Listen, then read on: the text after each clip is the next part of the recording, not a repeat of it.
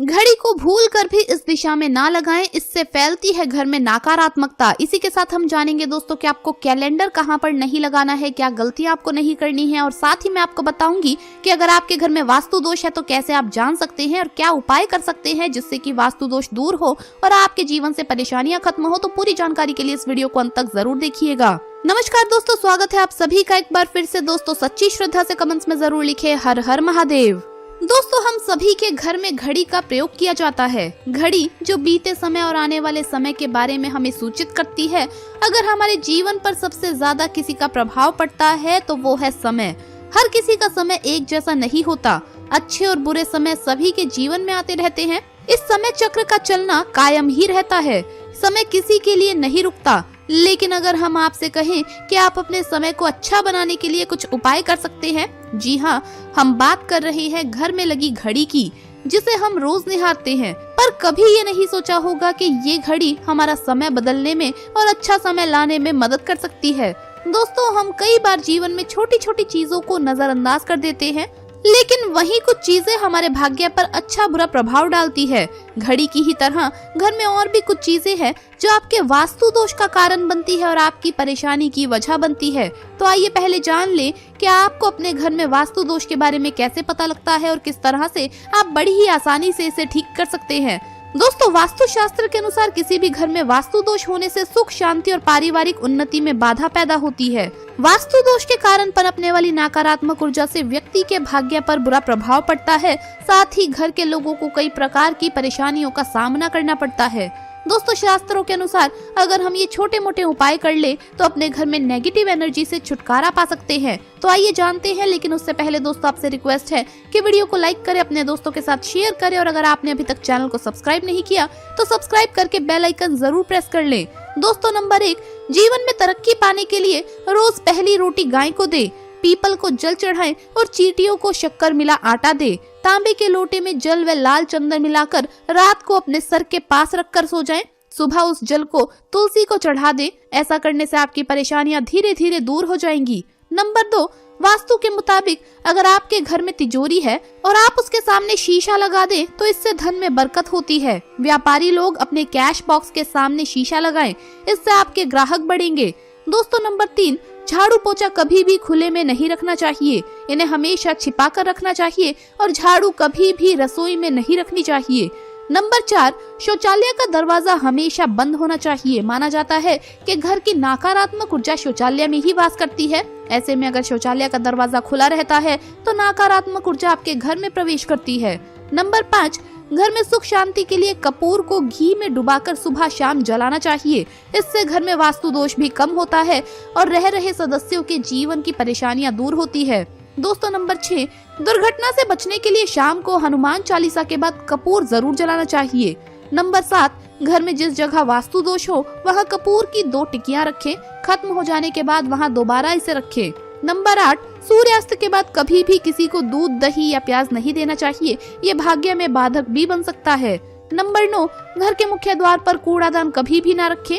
Number 10, घर में टूटा हुआ शीशा कभी भी नहीं होना चाहिए। नंबर 11, अच्छे भाग्य के लिए सुबह नहाते समय पानी में थोड़ा सा कपूर का तेल मिलाएं। शनिवार को चमेली का तेल भी मिला सकते हैं। नंबर 12, लक्ष्मी की कृपा पाने के लिए रोज रात को रसोई अच्छी तरह से साफ करके चांदी की कटोरी में कपूर और लौंग जलाएं। ये प्रक्रिया रोज की जाए तो घर में बरकत बनी रहती है और माँ लक्ष्मी जल्द ही ऐसे घर से आकर्षित होती है। ऐसे घरों से नकारात्मकता हमेशा दूर रहती है। दोस्तों नंबर 13, घर के सोने वाले कमरे में पौधे नहीं लगाने चाहिए।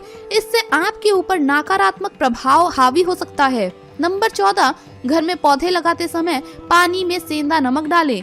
सादे नमक का भी आप उपयोग कर सकते हैं, लेकिन दोस्तों सेंधा नमक ज्यादा फलदायी होता है। आपको शुभ फल जल्द ही प्राप्त होंगे। दोस्तों घड़ी की सही दिशा आपके जीवन को भी सही रास्ता दिखाने में मदद कर सकती है। इसके अलावा कैलेंडर को किस जगह लगाना चाहिए और किस जगह पर नहीं, ये भी हम जानेंगे। सबसे पहली बात जिसकी हम बात करेंगे वो है दोस्तों घड़ी का आकार, यानी घड़ी की शेप। दोस्तों वास्तु शास्त्र के अनुसार गोल आकार की घड़ी या अंडाकार घड़ी सबसे उत्तम मानी जाती है, पर आजकल देखा जा रहा है कि बाजार में कई प्रकार की घड़ियां मौजूद है जिसमें घर के सदस्य या भगवान की तस्वीरें और फोटोएं लगी होती हैं।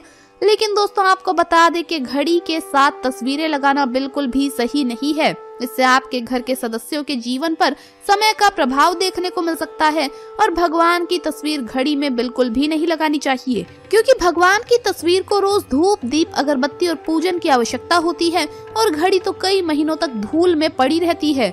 इससे भगवान का अपमान होता है और ये शुभ नहीं माना जाता। हो सके तो घड़ी का आकार गोल और अंडाकार ही पसंद करें। घड़ी का गोल या अंडाकार होना हमारी पृथ्वी के आकार को दर्शाता है। चौकोर घड़ी में नुकीले कोण होते हैं और वास्तु के अनुसार नुकीली चीजें नकारात्मक ऊर्जा का संचार करती है। दोस्तों अगली बात जिसका आपको ख्याल रखना है वो ये है कि घड़ी को स्वच्छ रखें, साफ सफाई का ध्यान रखें, धूल ना जमा होने दें और कहीं से भी घड़ी टूटी फूटी नहीं होनी चाहिए।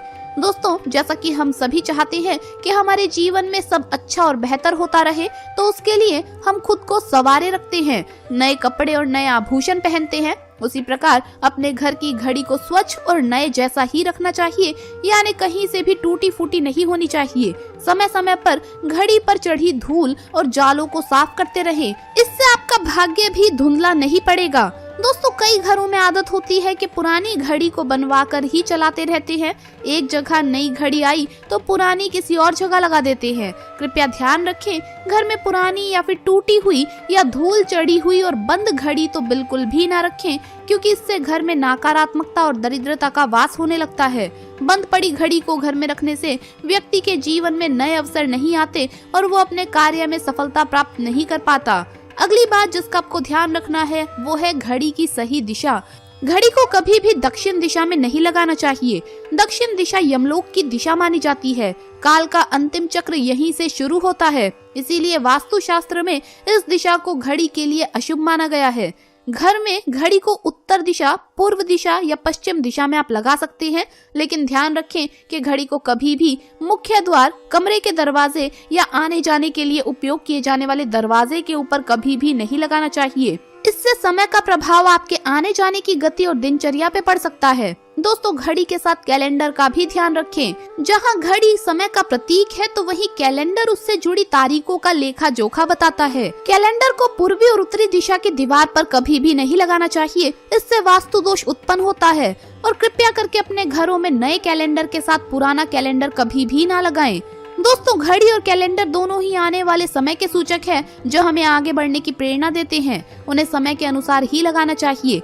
इस बात का हमेशा ध्यान रखें कि घड़ी का समय हमेशा सही होना चाहिए। बहुत से लोगों की आदत होती है घड़ी का समय आगे या पीछे रखते हैं, तो ये गलती आप ना करें। समय हमेशा सही रखें, इससे आपको कभी भी समय का काल चक्र और दुष्ट परिणाम प्राप्त नहीं होता।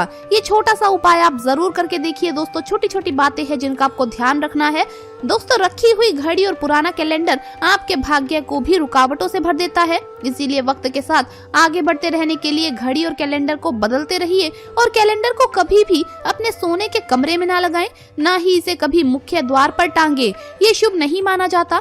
पुरानी घड़ी किसी को दान में देना शुभ माना जाता है, इससे आपके जीवन से बुरा समय निकल जाता है। इसीलिए अगर आपके घर में कोई पुरानी घड़ी है जो टूटी फूटी ना हो और खराब ना हो, तो वो आप किसी जरूरतमंद को दान में जरूर दें। तो दोस्तों आपको ये वीडियो कैसा लगा हमें कमेंट्स में जरूर बताएं। इस वीडियो को लाइक करें, अपने दोस्तों के साथ शेयर करें और हमें सब्सक्राइब करना ना भूलें। जल्द मुलाकात होगी अगली वीडियो में। हर हर महादेव, जय महाकाल।